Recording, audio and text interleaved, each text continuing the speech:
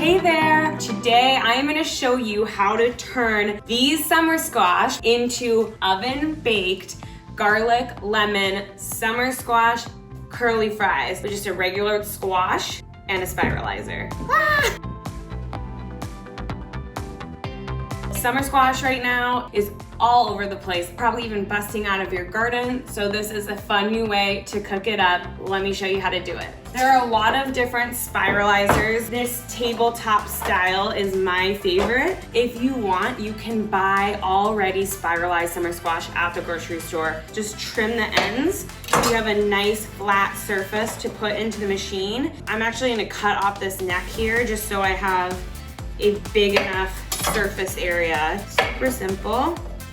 Now we're ready to spiralize. Put one flat end in the core right here, and then use the handle to push the other end in and make sure it's in there nice and tight so it won't budge. The tip I always like to give for spiralizing is don't try to force it. If you push really hard on the machine, that's when you get noodles that break. You just need to apply light pressure.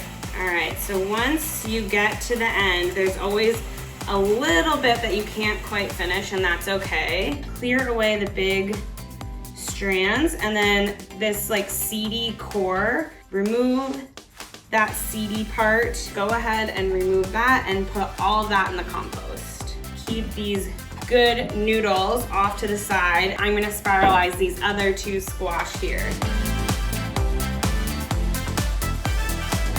Oh my gosh, look at these.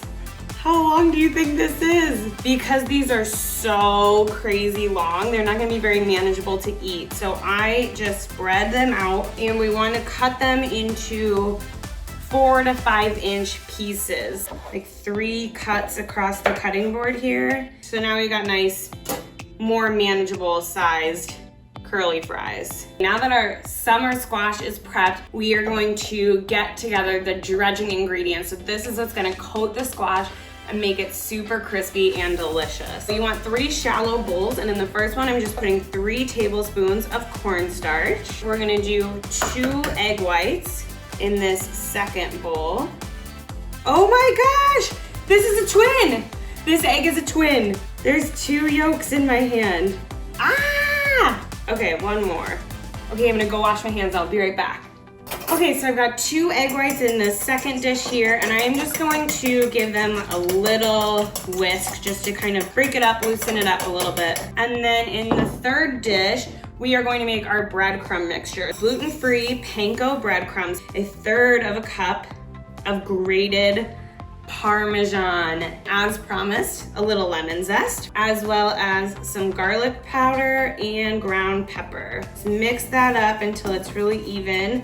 Oh, it smells so good with the lemon and the Parmesan. You're gonna bake these on 2 separate large rimmed baking sheets so they have tons of room. Spreading everything out over 2 baking sheets will make sure the heat gets all over these and keeps them super crispy. So just get a large rim baking sheet, cover it with parchment paper, give it a spray with some cooking spray, and now we're ready to dredge. Take some of your spaghetti squash noodles, toss them in the cornstarch, shake off the excess, dip them in the egg white, and then drip it in your breadcrumb.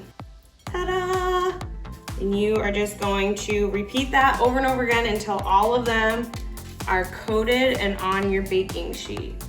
Okay, so I have about half of these squash fries ready to go in the oven. So first, I'm gonna give them a quick spray with some cooking spray to help them brown and crisp up really nicely. These are going in a 425-degree oven for 12 to 15 minutes. Okay, the first batch is out of the oven. They're so nice and brown and crispy. While they're still hot, you want to sprinkle them with a little salt. You just need about 1/8 of a teaspoon per tray. Give it a nice toss. You can see how crispy these are. Oh my gosh, can you hear it? Okay, I want to plate them and make them look all pretty, but I kind of just need to sneak a bite. Not soggy even a little bit, which is amazing. But what I really like about them is how much the lemon flavor comes through. I I thought it would be nice to have a little dip, so I whipped up just a little aioli with some mayo, garlic, and lemon.